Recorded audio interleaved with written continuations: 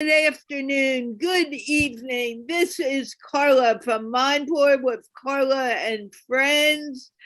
And I actually have a new friend who I met this weekend. And why is this happening? A new friend, Jennifer J. Lewis, or Jennifer TheAmbassador. And Jennifer, please change your name to your Facebook name now, so people can just find you easily instead of your name. Having said that, and I have Raushauna back. I'm so excited to see her again. I haven't seen her for a bit. No. And of course, I have Jeanne. And today we are talking about changing our mindsets and the first step. And I had some real thoughts about this today, so I'm going to take a moment and say it. We tend to forget to be kind to ourselves. And once we become kind to ourselves, it is easier to be kind to the world around us, because that kindness begins to just go out into the ocean and go out into the world. So when we're changing our mindset, the first thing I think we need to do is begin to be kind to ourselves. Having said that, Jeanne, will you take over so I can do what I need to do and get the show on the road? Yes, of course, Carla, and good morning, good afternoon, good evening to you too. Carla's on the East Coast. I'm on the West Coast, and I think between Raushauna and Jennifer, we probably fill in we are kind of spanning the United States, but we are seeing globally. So we'll try to keep that in mind. As we say, I hope everybody in the U.S. and around who celebrate Thanksgiving had a great holiday weekend. The quotes that I found that I want to share with everyone are profound. The one that has to be said, the one that is Lao Tzu. If we're going to talk about changing mindset, taking that first step, we have to remind everyone what Lao Tzu said, millennia ago. The journey of 1,000 miles begins with one step. So that first step is critical. Then I found from the author of the Chicken Soup for the Soul books, Jack Canfield, he said, in order to get what you want, you must first decide what you want. Most people really foul up at this crucial first step because they simply can't see how it's possible to get what they want. So they don't even let themselves want it. In other words, we stop ourselves from even identifying what we want. And that might be the first step, to identify what you want so you can set a goal. And then I wanted to follow that up with a quote from Indira Gandhi, India's first and only female prime minister. She said, have a bias towards action. Let's see something happen now. You can break that big plan into small steps and take the first step right away. So if you think about it, Lao Tzu kind of sets up the goal to take that first step so that we can move far. Jack Canfield says, first you have to agree with yourself what you want so you know where you're going. And then Indira Gandhi tells us we're going to break it up into small steps anyway, so take that first step. Mm-hmm. Jennifer, as one of our new guests, how does that kind of fit with your idea of changing mindset, taking that first step? Well, for me, what does God say? What does God say about your mindset? And I feel like we're like the reflection of who he is. And once we tap into his frequency, there is something that happens where we're starting to be, our mind is being regulated. He's a mind regulator. And I think with the right environment, the right people, the right place, the right plan, the seasons, in life, and the people that he puts in our life, whether it be a mentor or whatnot. I gotta say, it's his way. It's God's way that happens to regulate our mind. It's by reading the Word of God. It's by whoever your higher power is, but for me, it's reading the Word of God. I'm regulated because I read his Word on a daily basis. I spend time with him on a daily basis. I meditate on a daily basis.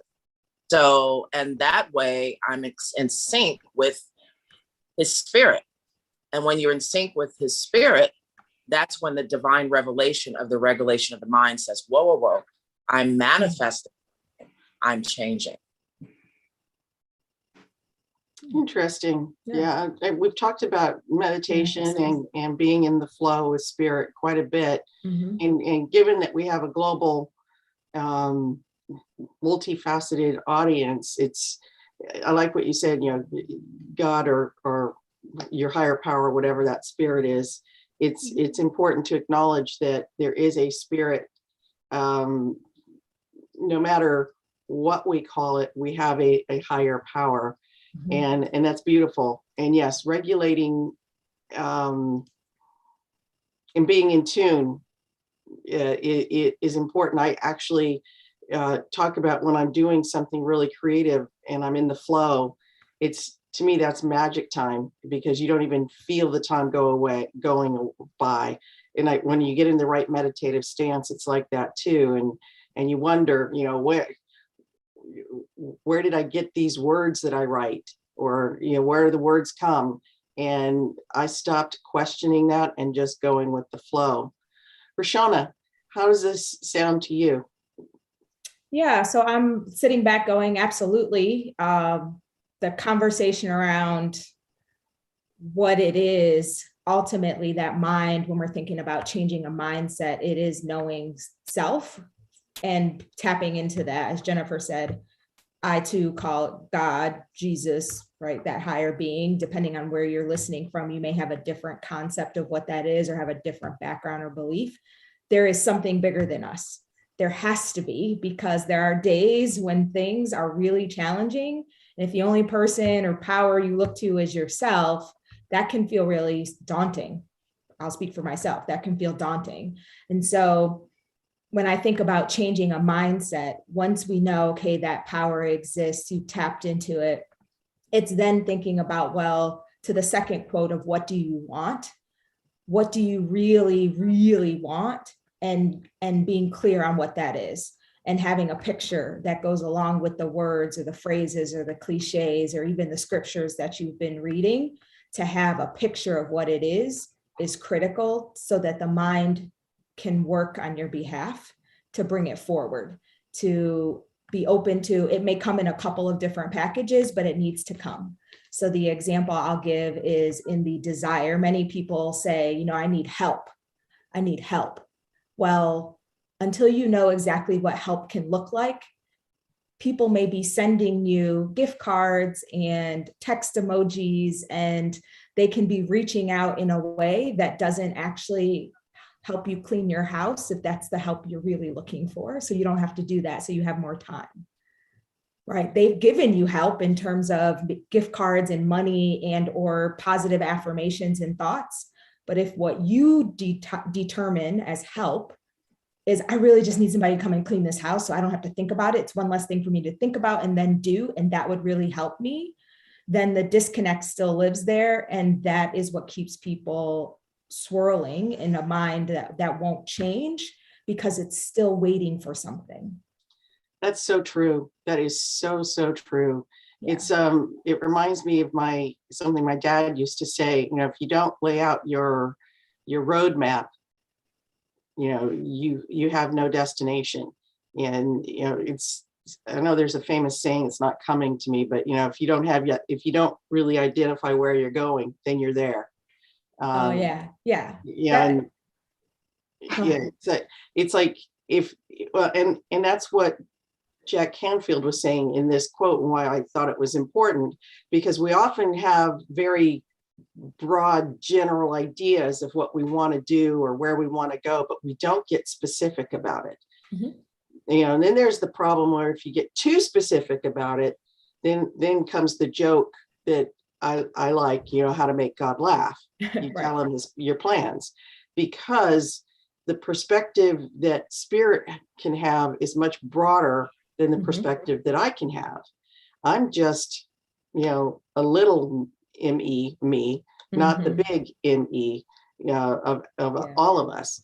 And so taking the time, and I'm the poster child for this.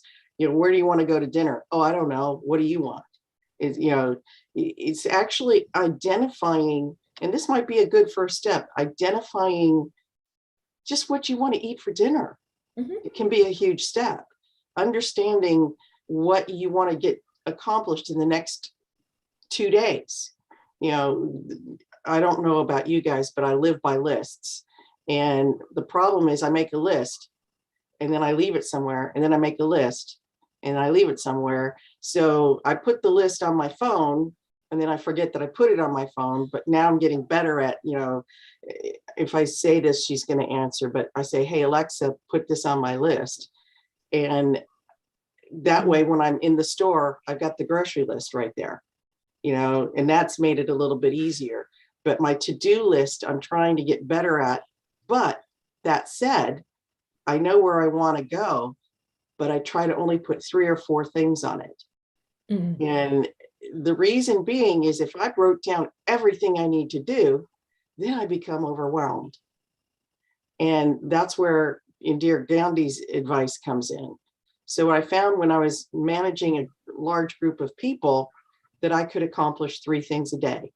That didn't sound like a whole lot.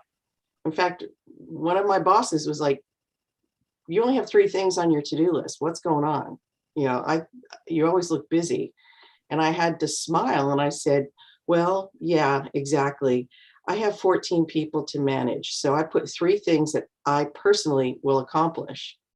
And that gives me time to do what I need to do to support all these people.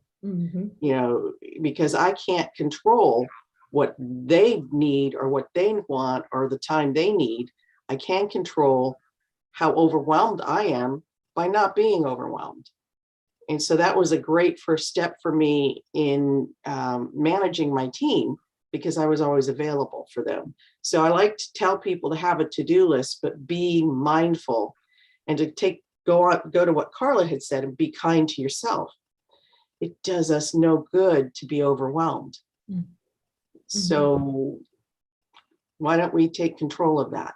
That's one thing we can control, is how busy we are trying to do everything, or as I like to say, be human doings instead of being human beings. But to be able to focus, you need to have your destination.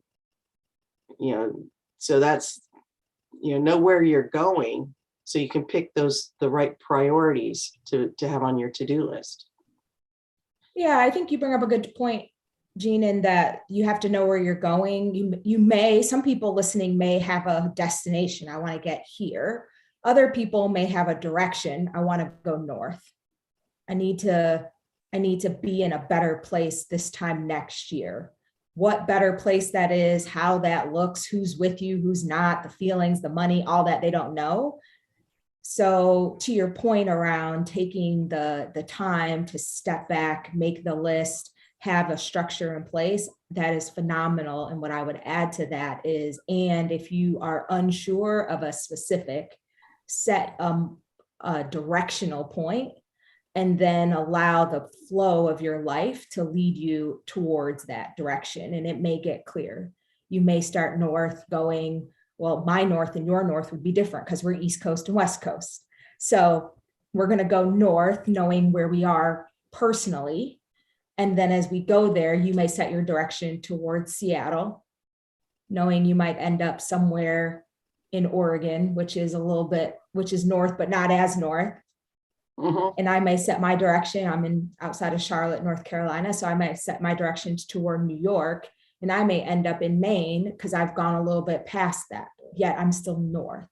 And I think that's, for me, when I think about how do we help people change their mindset, it's in the last point of taking the small action and get going and leaving the doors open. I like to say the windows open for God or that higher being to direct that path. Because it may look a little bit different, or you may find yourself going, oh my gosh, I went further than I thought. And that's okay as well. Jennifer, how does that sound to you? Yeah, so I believe it's amazing. I love everything that everyone's saying. I believe you have to be seriously intentional, simply because life interruptions happen. And I think that you have a uncommon discipline to do certain things. You set out, and I know about that list that you were talking about, Jeannie. It happens to me all the time. I'm like overload. I'll make a list, and then I know what I have to do, and then I'll go back weeks later, and I'm like, well, I got 2 of those things done. And then I'm like, oh, I got 2 of those things done, and then they have some what was on the list was irrelevant. Exactly.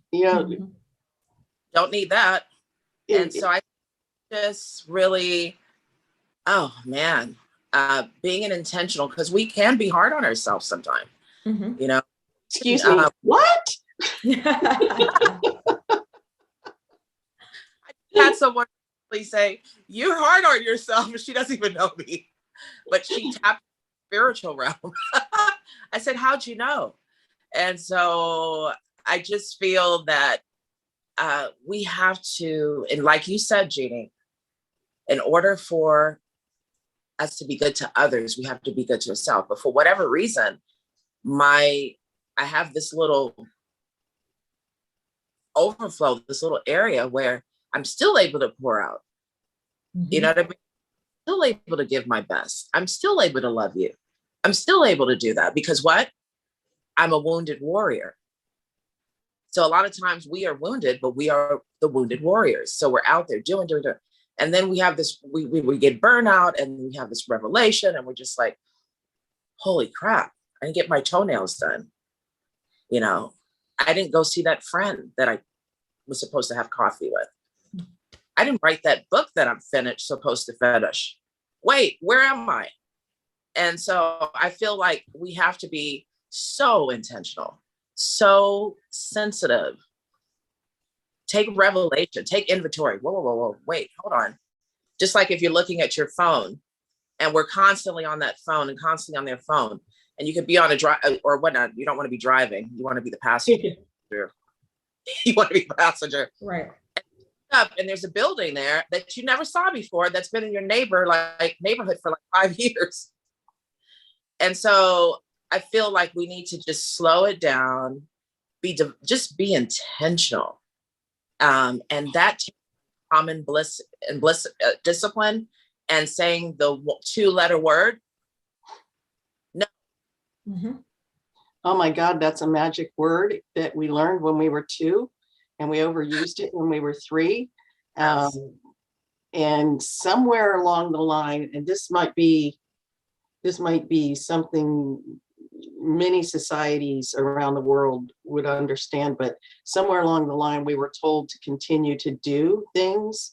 We have an infinite capacity to love everyone, but we forgot that we have an infinite capacity to love ourselves. And, there's a reason that the flight attendant says, put the mask on yourself first before you help your child, because you need to have that oxygen.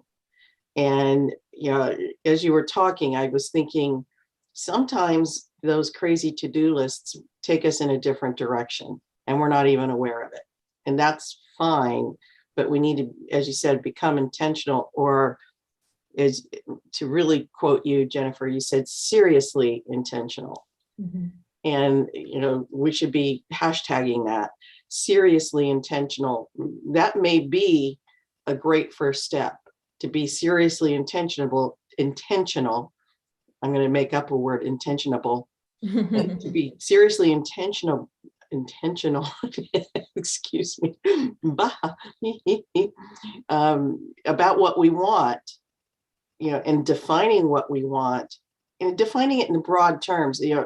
I write for a living, It's one of the many skills that I bring to bear. But one of the things I learned as a writer is there are two ways to look at things. You can start generally and bring it down to specifics. And that works well if you're doing a nonfiction compare and contrast kind of thing. Or you build the story with specifics and move on into general. And what I think we're suggesting here is to change the mindset, we start with specifics. You know, taking those 1, 2, 3 steps. But to be able to change the specifics to be the right ones, you need to know the direction you're going, which I think is apparently, thank you, Jack Canfield, is critical. So one of the things that I learned to do, I don't know if you guys have done this before, but there was a time where I had this growing list of things that needed to be done. So I did 2 things. First, I took out a sheet of paper and I made 5 columns, Monday through Friday. And I started going through the list and assigning them to different days. Now, this huge list looked like 5 smaller lists. And then I started looking at them and going, wait a second. And I assigned, and this is nothing magic. I learned this in a time management class. I assigned A, B, or C. If it's A, it had to be done today. It's important and critical, as Stephen Covey would say, important and critical. So it's important and it's time sensitive versus not important and not critical. But I did A, B, and C. B, good to get it done, maybe not today. And C, not as important as everything else. So the priority is a little less. And then what the time management people told me to do is you take everything that's a C and you put it over the side and you totally forget about it. And you focus on your A's and B's. Well, that was really interesting. That cleared away a lot of that to-do list. Well, when I start to think about my own mindset, and I have voices in my head that we all have, but I have one that's really loud, really logical, and really good at saying, no, that's not it. Or, yeah, you don't want to try that. You need to be safe. And I know that where it comes from, because that's the way my father used to talk to me. In a way, he would go, you could do better, or I expect more from you. So it kind of, as a kid, kept me safe and kept me kind of focused. But as an adult, is set up blocks, for when you have those moments of internal dialogue and you think, I'm going to step forward and I'm going to go out on stage and I'm going to, no, you're not. Yeah, and that it's a pretty good voice. It's pretty strong. Well, I'm learning as I get into this new stage of life to say, I got this. I got this. Thanks, Dad. Is it because I started calling it Dad? It made it a little bit more familiar. And then I was learning about the language of love and realized that kind of pushing and goading and moving me forward with kind of the negative or reverse psychology was his language of love. My dad was in the military. That's how they trained them. And when I finally came to understand that, I was like, okay, Dad, maybe I didn't understand you while you were living, but now I do. So that was your language of love. You were pushing me forward. Okay. But that still gets in my way. And I can sit down with my cup of coffee and think, what am I going to do today? And be totally whisked away and not focused on what I want to be. So looking at my priorities, my A's and B's made immense sense. And that cleared up, so now I have to remind myself. And I think this is one of those good steps, is to remind yourself of why you do what you do. And when you can remember why you do what you do, it's a little easier to say, what do I want? And have an answer. That's amazing. That is absolutely amazing. And when you looked hindsight, man, your dad must have been an awesome man. Yeah, when you look in hindsight and you I had great mentors in my life. I had a tough grandmother, and she was an entrepreneur. She owned property, she owned houses, and she would always push me in the right direction. You know, just by the things, she'd buy me a typewriter, she'd buy me a piano, she'd buy me the globe of the earth, just to say, listen, I want you to thrive, and I want you to really be who God calls you to be. In regards to that list, my goodness, that is amazing. I never thought to do it that way, because I know when you said about the 5 and just so broad and so many, but I'm going to try that, the A, B, and then put the C aside. That's amazing. And then you focus on that. What I'm realizing, I know we talked about this already previously, I love the fact that we are taking inventory of our lives. We're taking that time to pause and really I love that, human beings instead of human beings instead of human doings. Because that is just a critical component, because we'll actually miss out on what is to come. What's happening around us, what is in the present state of what we're doing. And so I think that's just absolutely remarkable that that little girl inside that is now a beautiful, blooming, powerful woman, is saying, I hear you, that voice comes in and brings you at attention. And it gives you that grounding in the world that's shaking. And I think that is so amazing. I think it's vital. And it makes you the woman that you are. It helps to make you the woman that you are today, grounded and focused, and well poised. So I think it's amazing what you said, and I'm going to try that A, B, and C. Definitely. Great, Raushauna, it looks like you have something that you want to say. I'm listening, taking it all in. I am not a list person, so my mind isn't very linear. So I tend to do a lot of writing. I have this whiteboard behind me for a reason. I do a lot of drawing and characterization of the work that I want to do. And then from there, I may put it in a linear format, but I don't start linear. So I'm listening for those that enjoy that. To get that, I want to make sure people get the specifics of what it is that they need. However, my brain just doesn't work like that. So it's more of thinking about when I'm creating, when I'm in my creative space, when I like to call that awesomeness, when my gifts and talents, the inner gifts that God has given me, are really flowing. It is messy. It is all over the place. And so I tend to draw in and work with people, private clients, et cetera, that are in a place where they need an outlet to be able to allow that creativity to come out. And then if they need to transform it into something that is more linear or more in a structure or format or anything like that, then we do that after the creativity is flowed. So I'm just thinking through how does that work when you think about changing a mindset so that everyone is open to how creativity may look. Do you use mind mapping or something, or? So yeah, mind mapping sometimes it's just literally, it is the pen on the board and all the pictures that are coming up and allowing them to be put out there with certain things. So for instance, I'm redoing my back end of my business. So the other day on this board were a whole bunch of swirls, because right now the back end is it's messier than I want it to be. And so I've got a couple of different systems and I want to integrate them. So each system had a different swirl connected to a different swirl connected to a different swirl. By the end, there were all these things on the board. And then I was able to take those things and to start to do, okay, now I want to research a different CRM. Now I want to bring in the developer that I've been working with. Now I want to do this.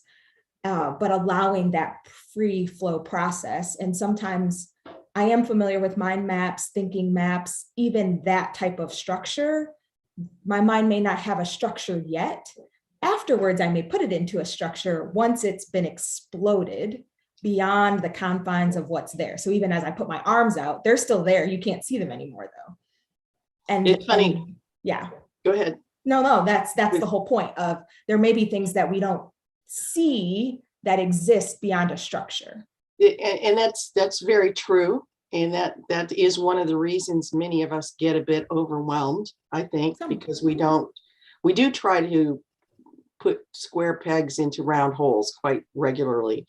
And I as you were talking about the whiteboard, I was picturing when I was standing up in front of my team and I had in my hands, I put the pens in my fingers like this. Mm-hmm. So I'd have the red, the blue, and green.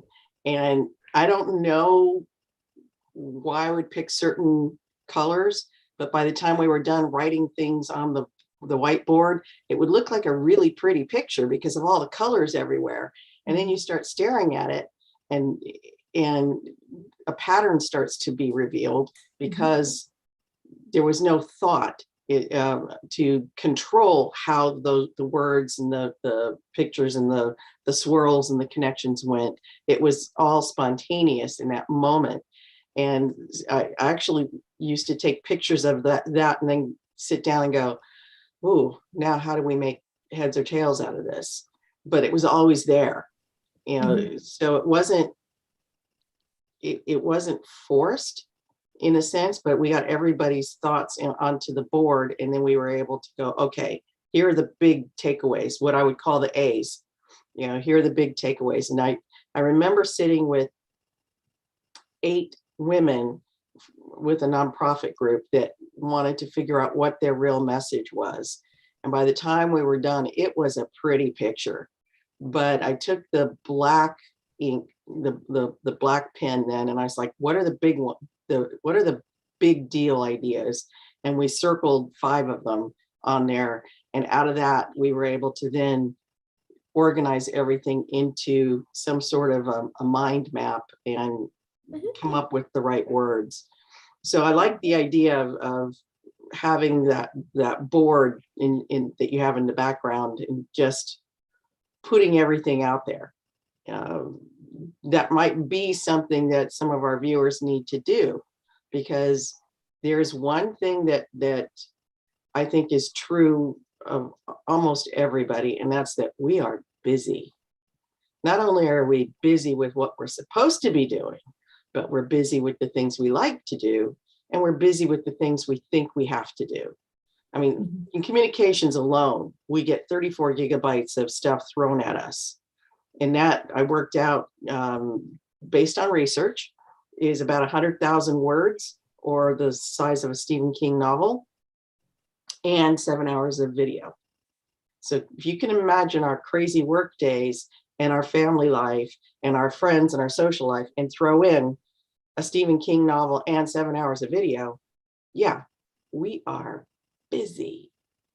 There's so much stuff that we want to do, but we make ourselves so crazy. It's sometimes you just have to,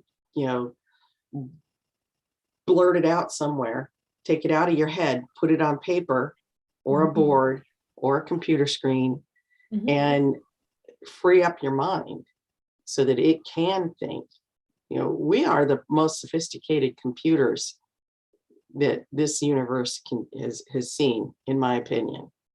What goes on in our brain is better than what any Intel chip can do. That computers start with ones and zeros. We have an infinite amount of numbers that work. And when I was writing about technology as computers were just coming out, I was fascinated by them, but they don't have the ability to add emotion. They don't have the ability to add nuance. All the things that we as humans can do. And in all those skills that we have can really muddy up our vision. And that might be one of the first steps we should think about is, what is your vision? And that gives us some direction. Carla, you had a vision for MindPlore. How did that work out? It's still happening after 2 years. That's good. And the vision came.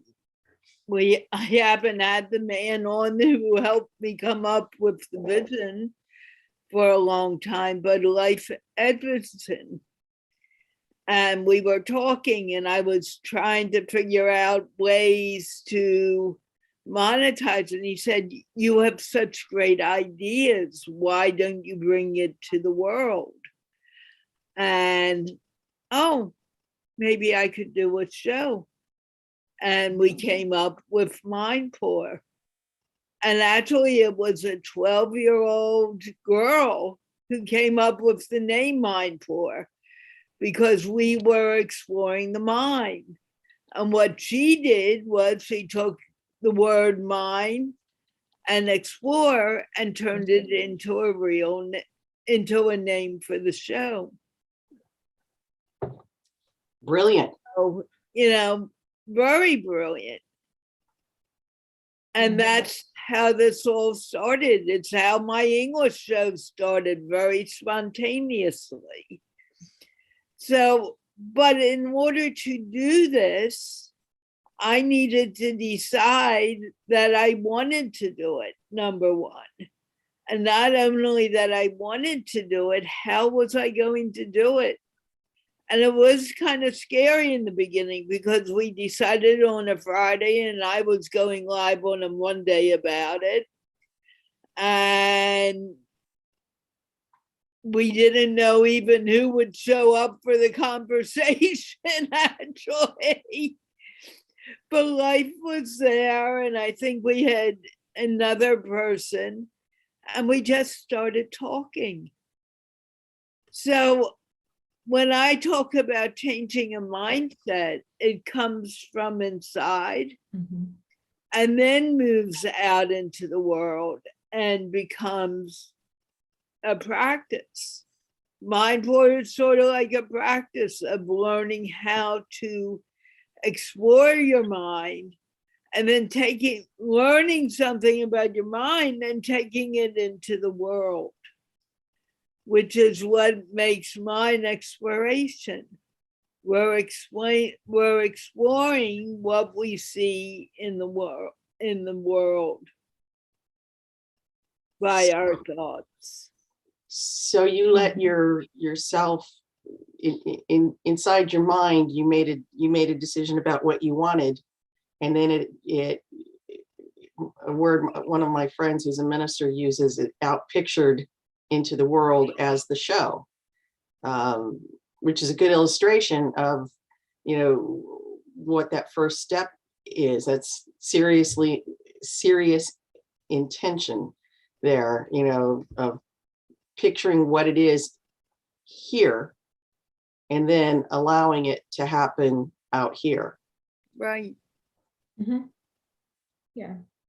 I think that goes back to your point around the being of it. When we allow our minds to open, to see what's possible and to feel those things, to feel it, sense it, imagine it, allow it to really come forth, then we can step into the being of it. Because to Carla's point, she had to decide she wanted to do it, and then she went into the doing of it. And so even that decision point to do a thing is a part of what I've seen in my life, and the people that I've worked with, creates that being, which then transforms into the doing. And for some people, I'll just share that for some people, what I don't want is the beginning of that. For some, it can be I don't know exactly what I want, but I know I don't want this. I think that's called the winnowing process. Say that again? It's the winnowing process. You winnow something down. Never heard it explained like that. Okay. Say more. Perhaps I'm not the only one. Well, I said we start sometimes with the general, and then we come down to specifics. So you start with an idea, but it's huge. And when an idea is huge, like take writing a novel or a book, that's a big project. But then you start to winnow the process. What is my title going to be? What do I want to say? And you start with what's your overall message. And that now clears out a good portion of everything, because now you're focused on a message. And then how am I going to get that message out? Who's my audience? Your audience is kids. That's going to take, another 25-30% of what you could be doing, take it out, because your language has to be certain for kids versus adults. Okay. And if you then say, okay, I want it to be an adventure, then you're going to take out all the horror and thriller and other things. My son grew up on Goosebumps, so kind of thinking of those kinds of things. You want it to be funny, so now you're starting to think about, how am I going to make it funny? So you just keep carving it down until you go to the sweet spot. J.K. Rowling's did it with, it's going to be a young boy and he's going to explore the world, and by the way, he's going to be a wizard. She kept winnowing it down until she got to her characters. And that's what we do when we start to look at a project, or we start to look at, who do I want to be when I grow up, which is, by the way, a major project for many of us, is you start to say, what helps me get to that point? Oh, I need to learn how to write. I better take some classes on writing. Oh, I better learn about story structure. Now I'm going to take a specific class on how do you structure a story. So now you start to look at how do you plan to get where you want to go. I want to go see Yellowstone. I saw Yellowstone when I was 7 years old. Now I want to go see Yellowstone. Oh, well, maybe you should schedule some time and, first figure out how many days does it take to get there, unless you're going to fly. If you're going to drive, it might take 3 days. Oh, so I need to take 6 to 8 days off. That might be, I need to wait till June. All right, so my vacation is going to be in June. So you see the process? Yeah, I definitely do. There's definitely, I think in engineering, I have an engineering background, so we would go from whole to part to whole. That's what you're talking about. And it is definitely a process that is needed, and people do it. And now we have a term for it, winnowing it down. There are also times I've seen where people that are dealing with really difficult things, and Jennifer, you may want to add in, because I know you do this on a daily basis, where the thing that they don't want is a lifestyle of what they've known. So I work with women that are in poverty, that are in low income. And so I know I don't want to be here living like this, when they have no definition or no destination that they can even really point to that's specific yet. They just know, not here, not like this. So that's the beginning of the being. And Jennifer, I'll invite you to add, because I know you do this on a regular basis. Yes, I totally agree. Please excuse the noise behind me. They're renovating. We don't hear anything. I don't. Not to worry. Yeah, go ahead. Yeah, I totally, I call it, sifting and really just taking off the layers, that all the layers. And on a daily basis, I see that. I love to see the transformation of the people that I encounter on a daily basis. I love to see when the layers begin to come, they get a heightened awareness of who they are. But yeah, that's so important about the sifting. It's just a sifting. And that comes with, I think it all correlates with your giftings and priorities and whatever you're going through for that season in life that you're trying to project. And I totally agree, Jeanne, about the why. You definitely have to know the why. And it's like, woo, each time you think about the why, you have that epiphany. And so I totally agree with what we're saying. And forgive me, there's some banging noise. It's a little distracting. But anyway, I really feel that the sifting part is just very important, because you have to be distinctive with what you're trying to portray, what you're trying to put out into the atmosphere, what you're trying to put out to the world. You have to be distinctively distinctive, but not only that, distinctively in who you are and what you're trying to bring out. I Mhm. totally. Carla, it looks like you want to say something. Yeah, I mean, it's been a little nuts getting things together today. I made a mistake.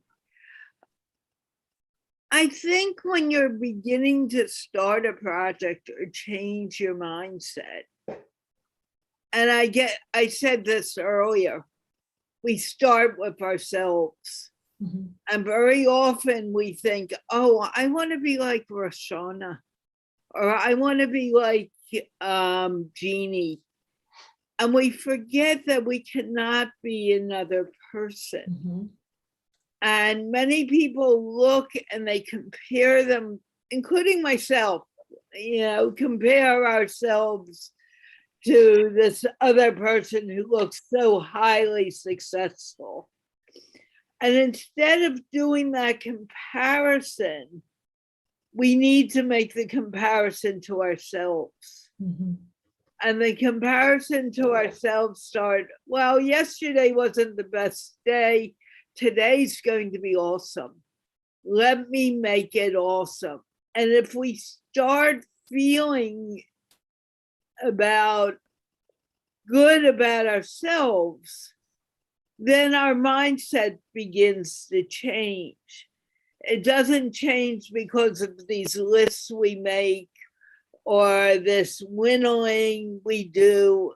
I mean, those are all techniques to make it happen, but it's how we see ourselves, which is the main thing that we need to do before we can make ourselves be who we are.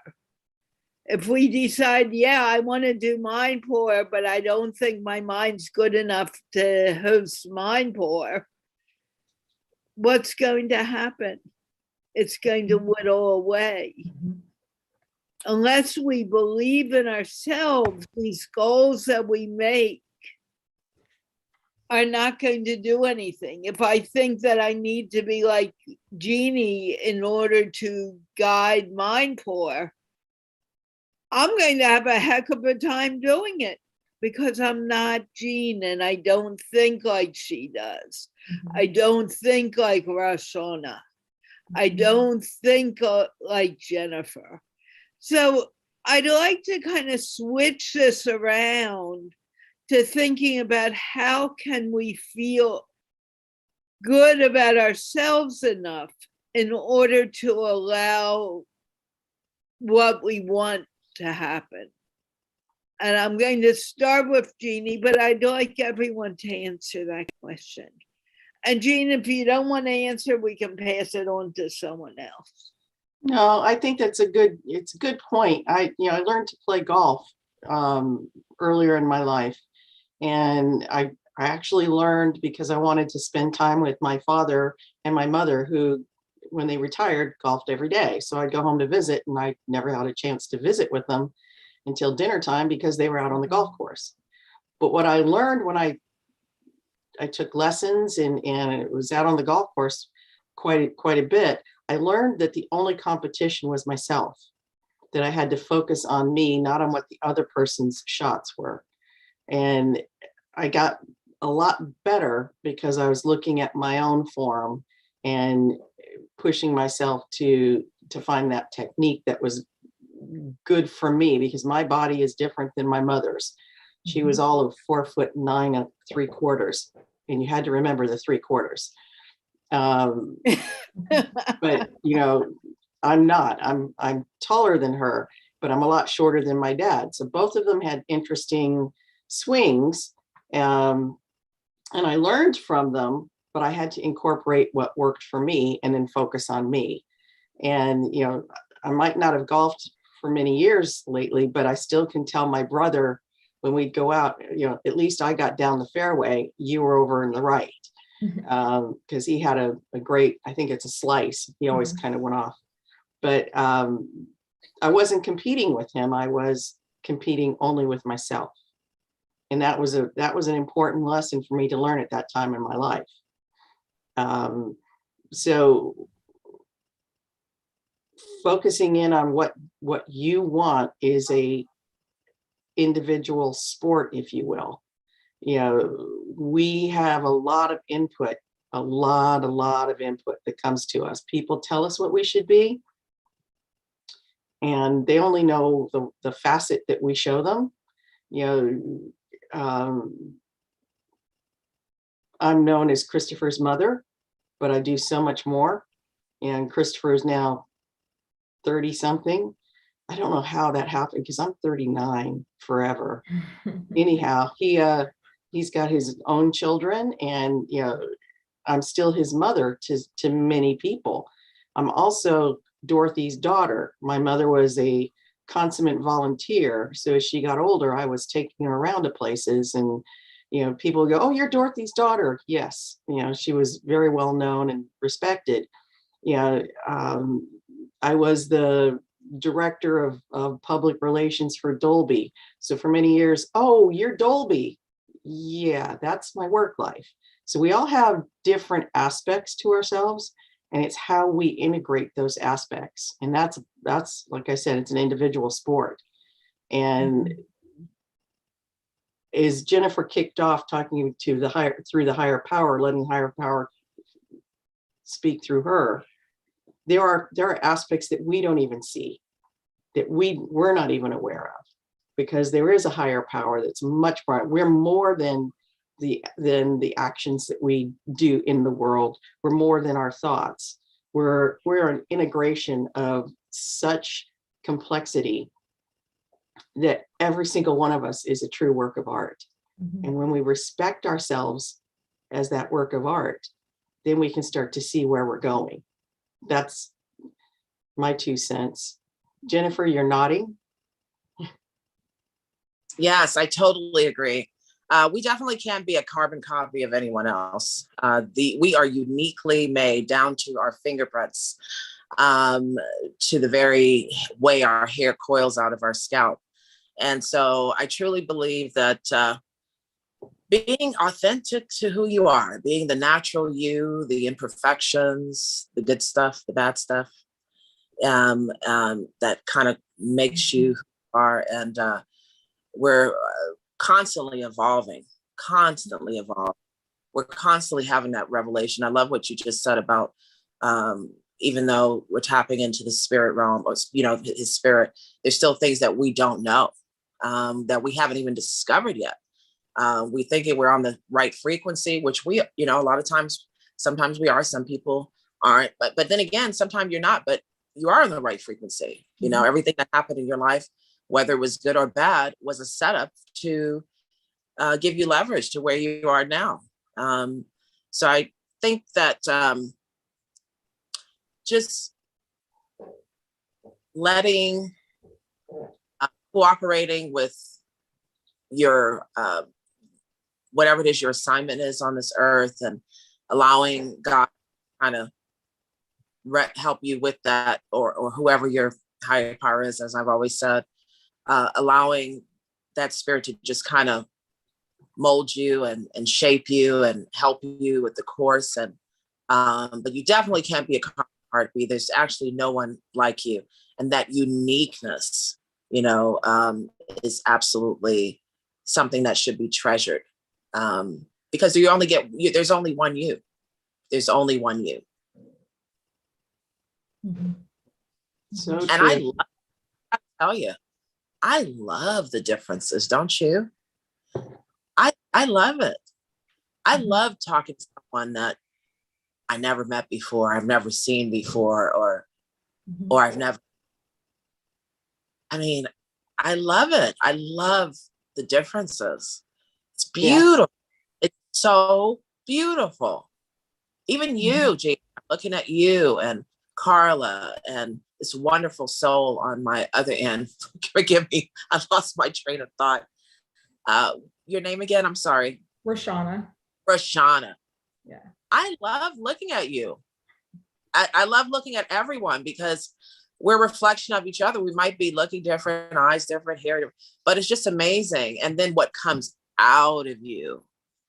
Wow. What about what comes out of you? I think that's brilliant, Raushauna. You're a brilliant mind because of what you were talking about with the board and what you did, and almost like slightly analytical to a degree. Just beautiful how you're a brilliant mind, girl. And are you, Jeannie?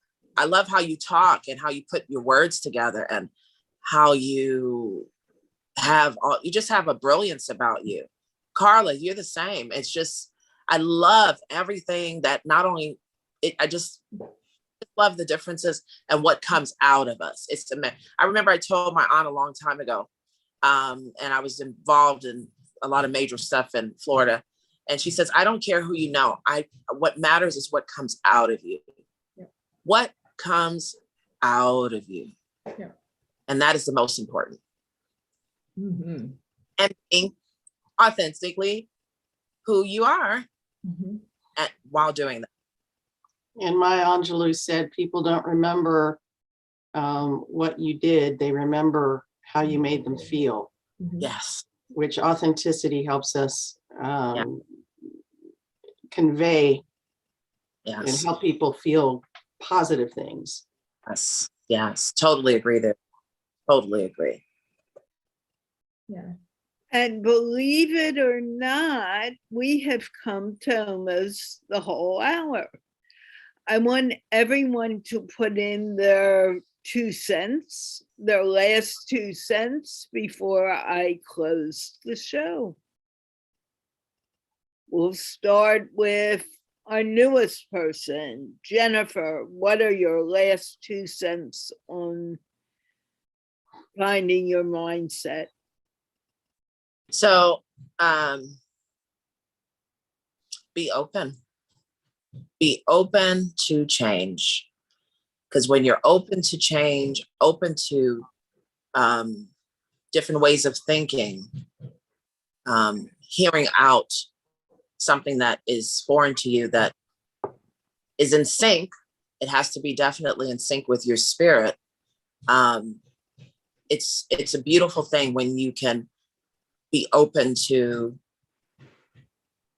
whatever it is that you're supposed to be and do on this planet and on this earth. And the process is not an easy one. It's not an easy process.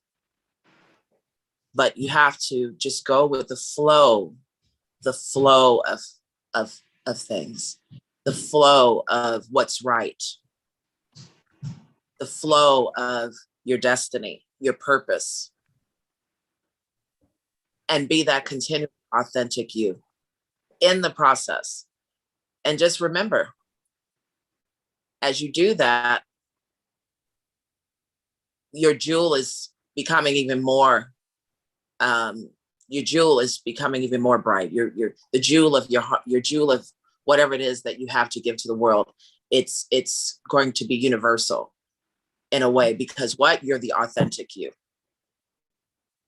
Thank you, Raushauna.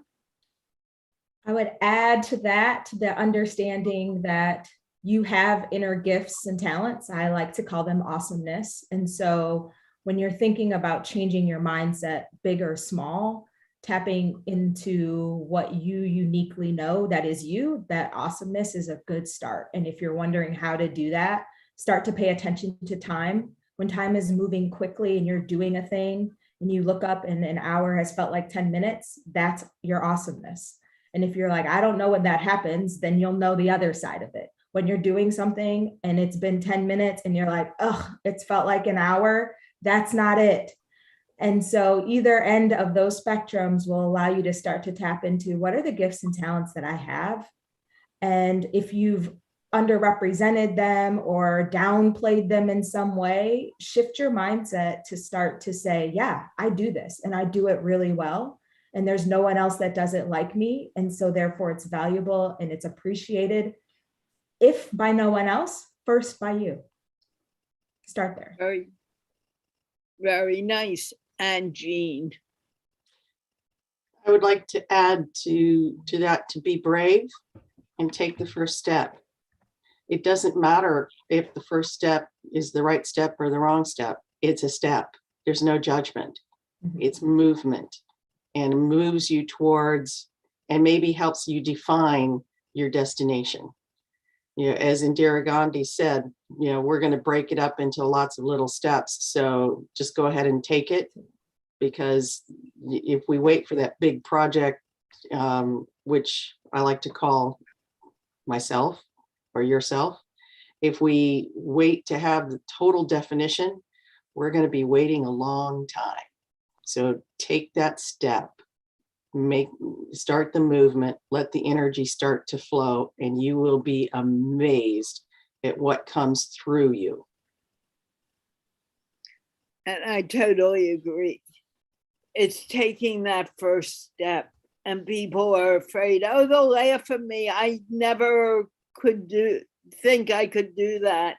But think for a moment, we wouldn't have had a computer if someone hadn't decided I want to create a computer. We wouldn't have an internet. I don't remember the guys who started this if someone hadn't thought about it, and we wouldn't have Zoom. We would not actually be, this is going to sound a little weird, but we couldn't even have what we have as the internet and how it's being used today if COVID had not happened. So everything is a step in the right direction. The step that you take is the step that is right for you. Whether it works or not, you're learning something from it. And it's better to do than to sit and do nothing. And having said that, we have come to another end of MindPlore. We will be back on Thursday. And Jeanne, I didn't have a chance to tell you, we have both Kamran and Jeff on Thursday. Oh, this ought to be good. Thursdays are returning to Thursday. And having said that, can we all wave goodbye? Bye, everyone. And I'll be back with some interviews later today. And thank you guys for watching. And thank you, Jennifer, the ambassador, Raushauna Price, and of course, Jeanne, for being here today. Thank you. Remember to help us out by liking, commenting, and subscribing to the YouTube channel.